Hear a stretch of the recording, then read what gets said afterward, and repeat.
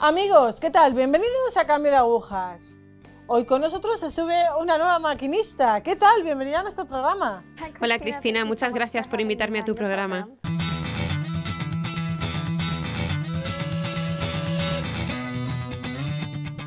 Bueno, ¿cómo te llamas? ¿Puedes presentarte un poquito? Soy Rebecca Kiesling de los Estados Unidos.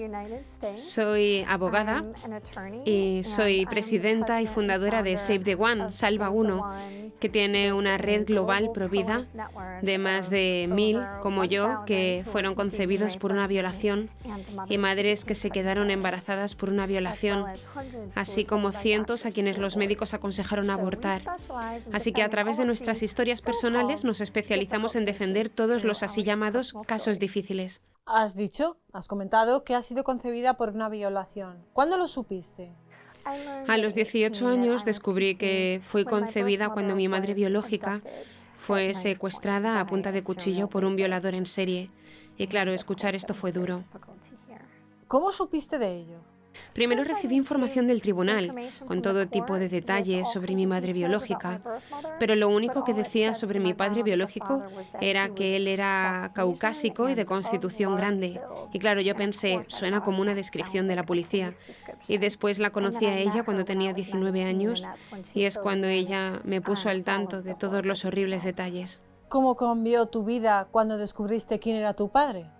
Recuerdo que cuando descubrí que fui concebida por una violación, me sentía sin valor, pero fue aún más duro cuando mi madre biológica me dijo que si hubiera sido legal el aborto, me hubiera abortado. Ella tuvo 2 abortos ilegales y yo casi fui asesinada también. Cuando nos conocimos, ella era proaborto y me dijo que tenía que haber sido su derecho y que absolutamente, por supuesto, me hubiera abortado si hubiera sido legal. Fue muy difícil sentirme devaluada por toda nuestra sociedad, toda esa gente que hace la excepción en caso de violación, y además mi madre biológica me dice esto y que casi fui asesinada. Hay gente que apoya el aborto en caso de violación porque piensa que puede ser un trauma para la mujer. ¿Qué piensas tú acerca de esto? La violación es sin lugar a dudas un trauma terrible. Y yo se lo digo a las víctimas, por supuesto. Tú eras inocente, no mereciste ser herida. Y muchas de las víctimas expresan que sienten una muerte dentro de ellas cuando son violadas y que sienten una oscuridad ahí. A las que están embarazadas puedo decirles que ahora dentro de ellas crece una vida. Tu cuerpo no está muerto, está muy vivo. Ahora tienes dentro de ti una luz, la luz de ese niño. Esto es lo que las mujeres de nuestra organización nos cuentan. Las víctimas de violación que son madres expresan lo mismo, que sienten que ya no están solas.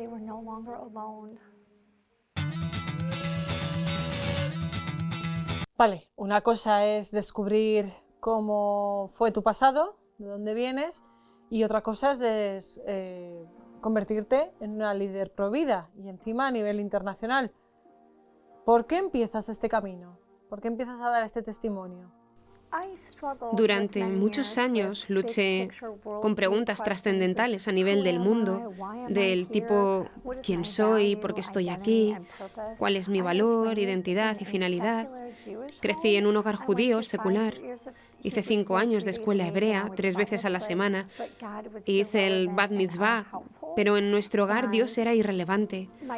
Mis compañeros me recordaban que yo realmente no era una del pueblo escogido de Dios. Yo realmente pensaba que conocer a mi madre biológica me ayudaría a entender quién soy y por qué estoy en el mundo. Pero en cambio fue mucho peor. Mi sanación vino a través de conocer a Cristo.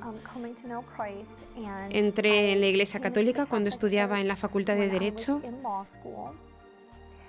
y me acuerdo del primer día que fui a catequesis. Nos hablaron de la Escritura, que dice que es por el espíritu de adopción que estamos llamados a ser hijos de Dios por Cristo. Esto para mí fue muy sanador, porque siempre sentía que la adopción era de segundas, como que mis padres no me hubieran querido si no tuviesen que hacerlo. Y ahora sé hoy que yo fui creada por Dios. no el violador, como dirían algunas personas. Fui creada a imagen de Dios, con una finalidad, lo cual no es para ser abortada, porque incluso hubo alguien que me dijo esto.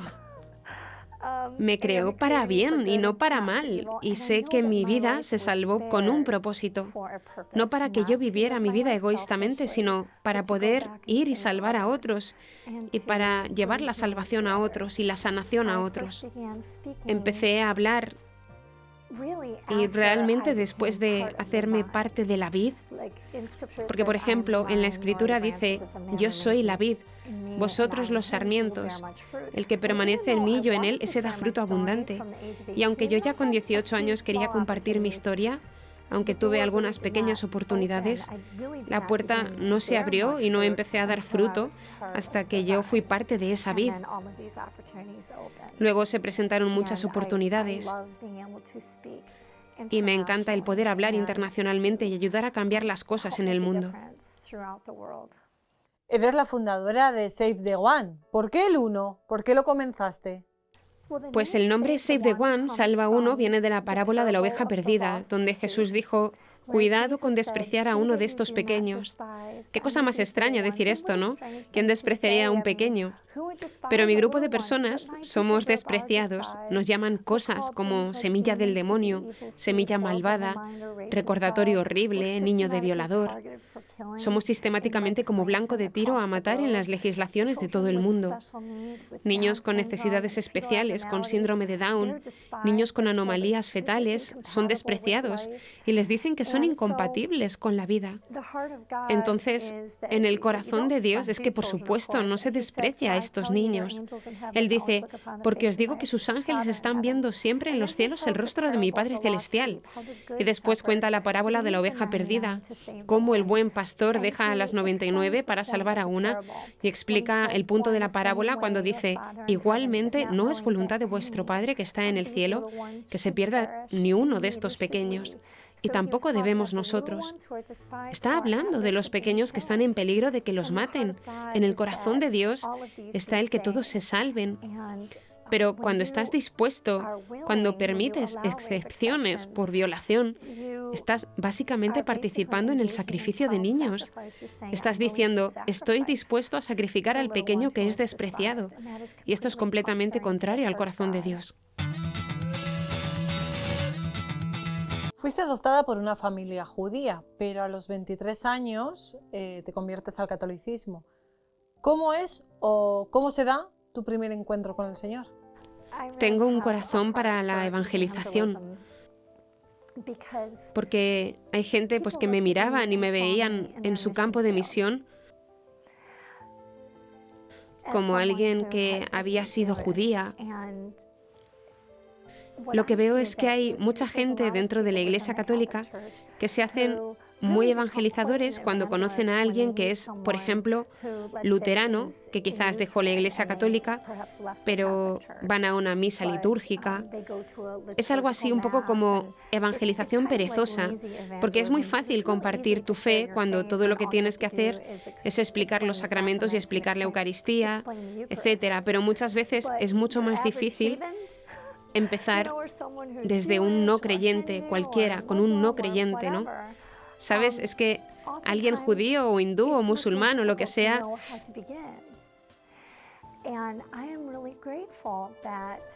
yo estoy muy agradecida de que hubo personas que me invitaron a misa y luego compartieron su fe conmigo. Y esto me cambió la vida. Personas que estaban dispuestas a compartir su fe conmigo. La primera vez que fui a misa tenía 12 años. La verdad es que fue una misa en latín y cuando llegó el momento de la comunión, recuerdo preguntando a mi amiga de la niñez, ¿qué es esto? Y ella me dijo, es más o menos como galletas y zumo. Y me dijo, tú no lo puedes tomar, tienes que quedarte aquí. Y le pregunté, ¿por qué? Y me dijo, es porque eres judía. Crecí aprendiendo sobre el antisemitismo, cómo los nazis mataron a millones de judíos, incluyendo los familiares de mi familia adoptiva. Y, ¿sabes? En ese momento pensé, ay, es verdad lo que dicen, no les gustan los judíos, porque ella no compartió su fe conmigo. Ella solo pensaba que era guay invitarme al Domingo de Ramos, pero ella no compartió su fe conmigo. Y no fue hasta años después que me invitaron a misa y había otros adultos jóvenes que se preocuparon lo suficiente como para compartir su fe, y eso cambió mi vida. Pero estabas en búsqueda, porque a ver, eras judía, pero de repente esta búsqueda de la fe católica, o sea, eso de que te llamara la atención, ¿sí que estabas iniciando una búsqueda? Creciendo como judía, aunque eran judíos seculares, es algo así como los que envían sus hijos a la catequesis, pero no hacen nada en casa. Nunca vi a mis padres rezar. Iban a la sinagoga para las fiestas grandes, por obligación en aquel entonces. Hicimos la comida del Seder por obligación, pero fui a la iglesia hebrea durante 5 años, 3 días a la semana, hice el Bat Mitzvah y todo. Nos enviaron a casa para hacer un árbol genealógico y nos explicaron que, en teoría, puedes ir siguiendo tus lazos de sangre hasta el inicio y cuán significativo es ser uno de los elegidos de Dios. Bueno, pues mis compañeros me recordaban que yo no era realmente uno de ellos. Me llamaron bastarda. Y entonces, una vez más, pensé que si yo conociera a mi familia biológica, entonces encontraría mi identidad y averiguaría si yo encajo en el plan de Dios. No sé si conoces la película de Forrest Gump. Hay una pluma que es simbólica, como que él está siendo llevado por el viento. Todo lo que le pasa en la vida simplemente le pasa. Es como fruto de las circunstancias, es su destino. Es un poco como yo me sentía. Sentía como si yo fuera una marioneta y hay titiriteros tirando de las cuerdas de mi vida. Realmente no tenía unos fundamentos y pensé que echaría raíces a través de conocer a mi familia biológica. Eso sería mi árbol de familia genética y así estaría fundamentada. Pero no funcionó. Y ahora, hoy, mi fundamento es la roca de Cristo. Y es así como estoy fundamentada ahora.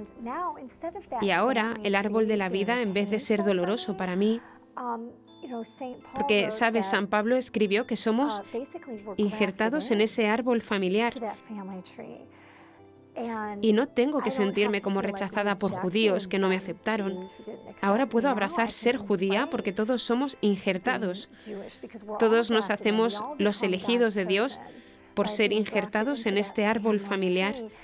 Y yo puedo ser como Ruth, cuando ella dice, tu Dios será mi Dios y tu pueblo será mi pueblo, y viceversa.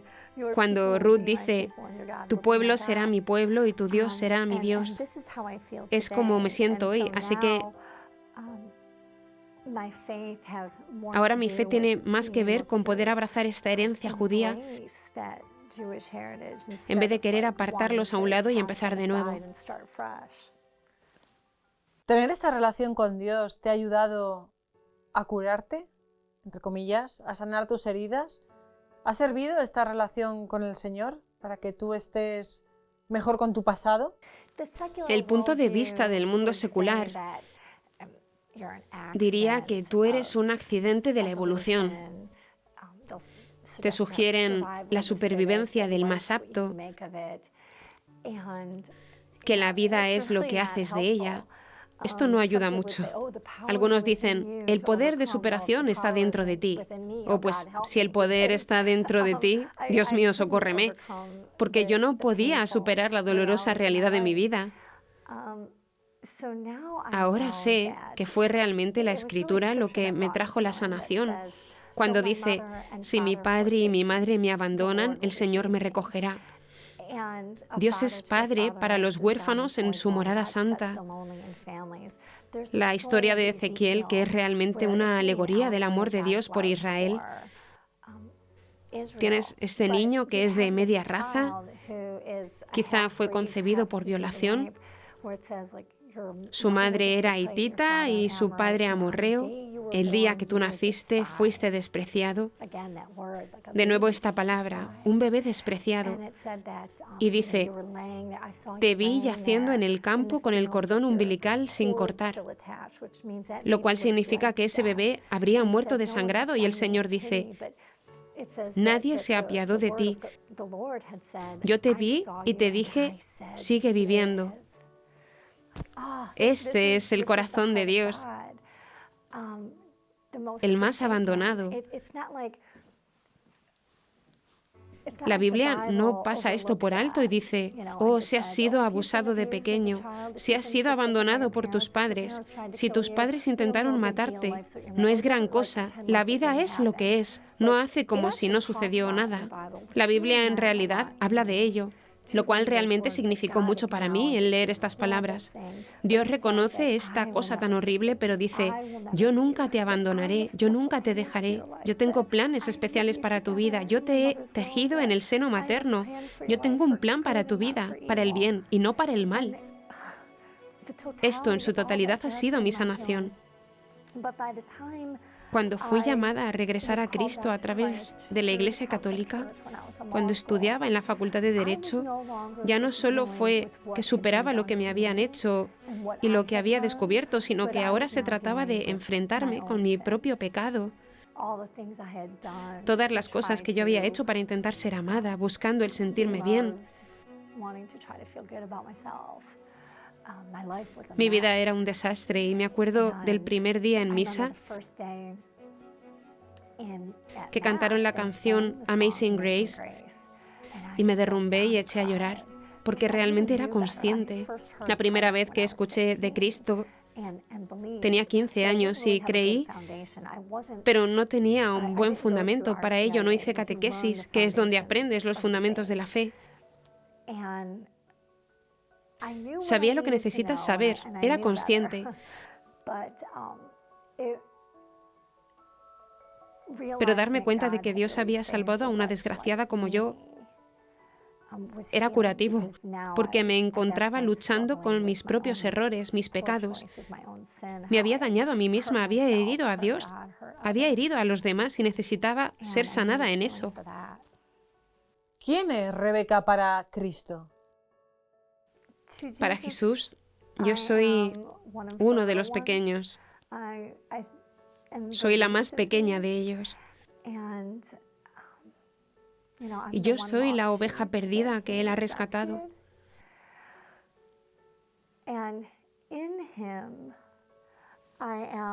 En Él yo soy hija de Dios, soy la hija del Rey.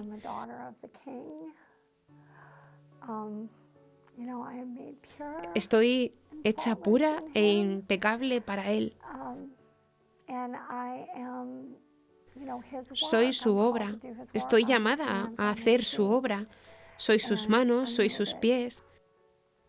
Y yo sé que Él tiene planes especiales para mi vida. Entonces ahora defiendo el derecho a la vida. No para demostrar que no debería haber sido abortada, pero ahora estoy involucrada en la vida provida porque yo tengo que ser sus manos y sus pies para rescatar a otros que necesitan protección. Y yo sé que Él me salvó la vida con un propósito, para hacer buenas obras y para poder rescatar a otros. ¿Y quién es para ti la Virgen? Para mí la Virgen es, lo primero, un ejemplo.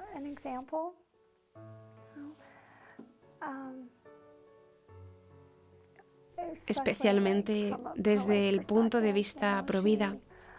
Ella dio ejemplo de ser agradecida por el don de la vida en su seno. Y es un ejemplo muy importante.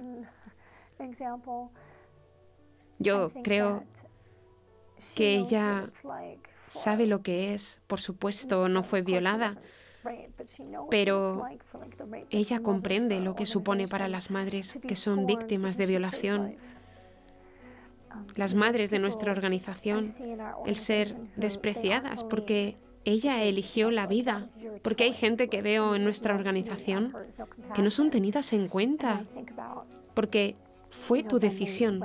No hay piedad para ella, no hay compasión. Y pienso cuando fueron para el censo en Belén, eso fue como una reunión familiar enorme para José. Toda su familia estaba allí y no tenían sitio donde quedarse. Nadie de su familia les invitó a quedarse. Al pensar que no había sitio para ellos en la posada, piensas, pues que ella estaba embarazada y ni están casados. Están comprometidos, pero esto fue un gran escándalo.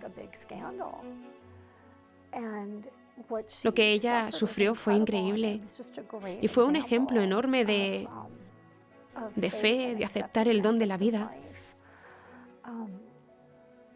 Pero también ella es una figura materna. Me voy a emocionar. Es que todavía tengo heridas. Y hay algunas personas que dicen, he conocido a otros cristianos que dicen, puedo ver que todavía esto es doloroso para ti. Y algunos me han dicho, ¿sabes? Si tuvieras realmente a Cristo y si realmente creyeras, si realmente estuvieras salvada, no te sentirías herida. Dios te habría sanado completamente y no tendrías dolor. Y para mí, esto es un poco como cuando San Pablo le pedía a Dios por 3 veces que le quitara una espina en la carne y la respuesta fue, la fuerza se realiza en la debilidad. Yo soy todavía una persona débil y espero que su poder se muestre en mí y que Él pueda utilizar el dolor que tengo para llevar a otros la sanación, que yo pueda ser un herido que sana. No creo que tenga que ser una persona sanada para llevar la sanación a otros. Creo que un día, cuando estemos en el cielo, tendremos la sanación plena. Pero todavía tengo heridas. Y una de las grandes heridas es la falta de tener una madre muy cariñosa. Mi familia adoptiva era violenta. Mi madre adoptiva era bipolar, pero sin ser diagnosticada y sin tratamiento hasta que yo tenía 30 años. Fue muy violenta. Mi padre adoptivo me rompió la nariz. Y mi madre adoptiva falleció. Mi padre adoptivo tenía una amante antes de que mi madre falleciera, algo muy feo. Mi madre biológica y su marido me adoptaron legalmente cuando yo tenía 41 años. Quería asegurar que si sucedía algo, no había forma de que mi padre adoptivo y su amante pudieran criar a mis hijos. Como soy abogada de derecho de la familia, sabía que podía proteger a mis hijos haciendo que mi madre biológica y su esposo me adoptaran. Pero en mi relación con mi madre biológica, yo soy quien la cuida. Ella ha pasado por muchas cosas en su vida. Fue violada por su abuelo cuando era joven y también tuvo un matrimonio horriblemente abusivo y actualmente no tiene ninguna relación con ninguno de mis hermanos. Mi hermanastro y mi hermanastra no tienen nada que ver con ella. Yo soy la que le cuida. Le procuro sanación, pero en la relación yo soy quien la cuida. Por tanto,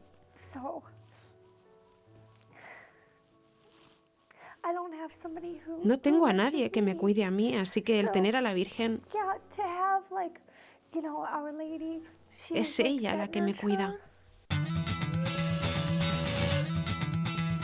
Después de contar esta historia una y otra vez delante de las cámaras, ¿dónde encuentras la fuerza para volverla a contar, por ejemplo, hoy? Siempre he sido una persona extremadamente motivada. Y de niña pequeña siempre tenía mucha compasión por los inocentes y los abusados, los vulnerables. Creciendo en una familia judía, mis abuelos eran de un sitio llamado Galicia, en el sur de Polonia o norte de Austria, y toda su familia había sido aniquilada por los nazis en el Holocausto. Yo siempre recuerdo estar pensando que no entendía por qué nadie hizo nada. ¿Cómo no tuvieron el coraje para levantarse y hacer algo? Entonces, yo siempre me he sentido movida así, a ser defensora de los débiles, de los vulnerables.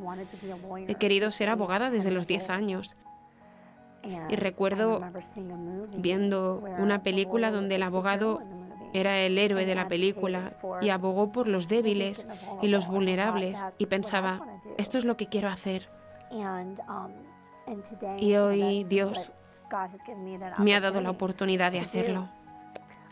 Yo siempre quería tener la oportunidad de ser abogada de los débiles y vulnerables, y esto es exactamente lo que Dios me ha concedido, los deseos de mi corazón, y defender a los no nacidos. Entonces, cuando se abren las puertas y se me da una oportunidad para ir y hablar, voy, y he hecho muchas cosas que algunas personas dirían que hay que tener mucho coraje para hacerlas. Yo me presenté y hablé en defensa en nombre de un niño no nacido. Había una chica de 12 años y yo era una abogada muy joven. Ella tenía 12 años y había sido violada por su hermano y estaba embarazada de 8 o 7 meses y medio. Ellos la iban a llevar a una clínica abortista fuera del estado, a Tiller the Killer en aquella época. Y supe que el fiscal iba a estar de acuerdo con que esta familia la llevase fuera del estado, en violación de la ley de Michigan. Y me presenté e intervine en el caso. No conocía a nadie del caso, pero pensé, la juez necesita a alguien. Era una juez avalada por el derecho a vivir en Michigan. Yo le pedí a esta juez si me nombraba como guardiana al Lytton para representar los mejores intereses del niño no nacido. Esta juez estaba avalada por Derecho a Vivir Michigan y pensé que le estaba haciendo un favor. Y resulta que ella terminó aceptando permitir a la familia ir a Tiller the Killer, transgrediendo la ley de Michigan. Después me dejó hablar y después de que ella había tomado la decisión y había dejado a la familia salir de la sala del tribunal, estaba allí la televisión internacional.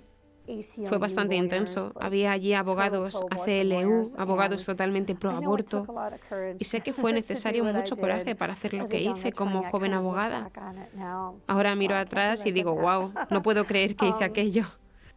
Pero para mí, saber que va a haber un asesinato, como un cordero que está siendo llevado al matadero, ¿cómo no voy a hacer algo? Soy abogada, yo tenía la capacidad para hacerlo. Me sentí obligada a hacerlo.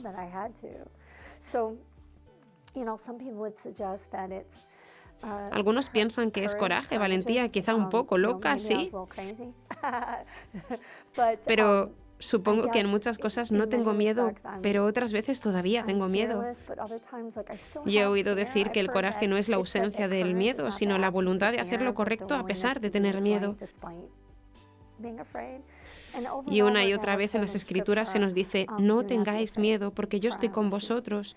No tengáis miedo, levántate y di a la gente lo que yo quiero decirles, porque yo estoy con vosotros.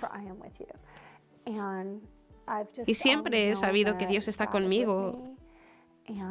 Esta es mi llamada en la vida, así que actúo. ¿Qué tengo que perder? ¿Ser ridiculizada? ¿Desprecio?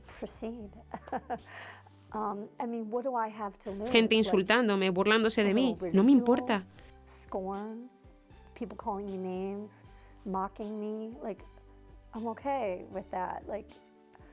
Estoy a salvo.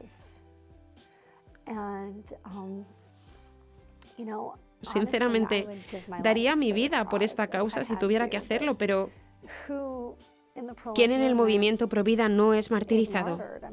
Es algo raro. Hubo una persona en Michigan, mi estado natal, que fue asesinado por defender. Pero en realidad es muy raro. No estamos arriesgando nuestras vidas. Es sacrificar tiempo. Estoy dando mi vida, dando mi tiempo por esta causa. Nos quedan unos minutillos. ¿Alguna otra anécdota o algún otro testimonio que se te ocurra así ahora mismo? Había una mujer la otra noche cuando yo estaba hablando que se me acercó después y me dijo que había sido violada cuando era más joven y que todavía luchaba con sentimientos de sentirse despreciada y despreciable. No se quedó embarazada por la violación ni nada así, pero hablé con ella detenidamente. Yo sé que hay muchas mujeres que realmente luchan con sentimientos así, muchos de los sentimientos que yo sentía durante toda mi vida. Y yo les digo que hace unos años vi un versículo muy interesante. En realidad habla de la comida de aquel entonces, pero también se aplica a esto. Dice, nada de lo que entra de fuera puede hacer impuro al hombre. Es lo que sale del corazón, ¿verdad?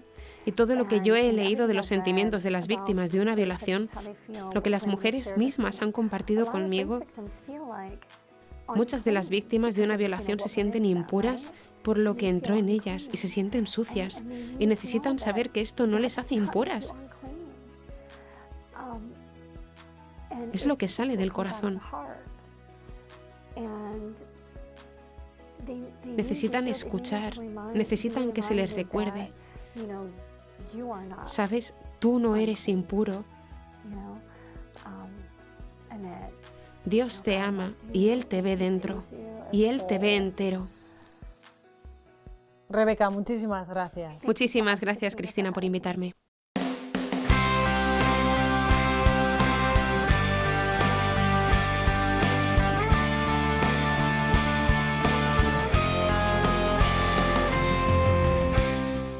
Amigos, pues el Señor no nos ve impuros, es lo que dice Rebeca. La impureza, en tal caso, saldría del corazón. Si sale del corazón es cuando sale de nosotros, no algo que nos haya atacado.